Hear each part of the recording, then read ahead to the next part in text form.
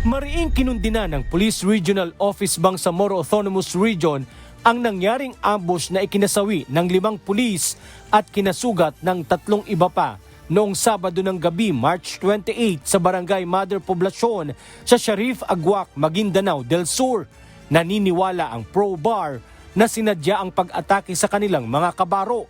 Bagaman hindi pa tukoy ang tunay na mga salarin na nasa likod ng pananambang, sa ngayon ay may tinitingnan ng persons of interest ang pulisya.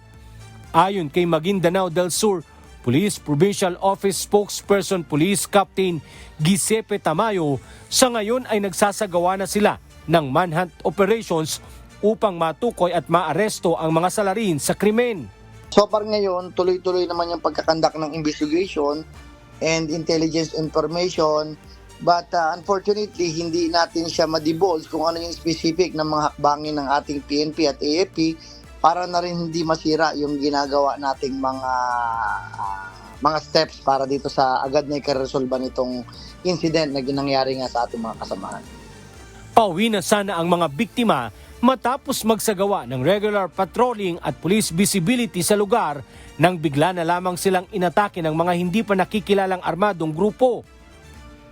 Kasi may portion doon na medyo na sira yung kalsada, kaya definitely mag-slow down yung ating mga kasamahan at doon sila nakakuha ng tiyempo nung mabagal yung takbo ng mga tropa natin. Binisita naman ni Bangsamoro Autonomous Region in Muslim Mindanao Chief Minister Abdul Rauf Makakuwa ang mga pulis na sugatan. Agad din itong nakipagpulong kay Maguindanao del Sur Governor Dato Alimid Timbang at ProBar Regional Director Jason De Guzman upang talakayin ang mga hakbang kaugnay sa insidente. Alan Manansala, humahataw sa balita ngayon.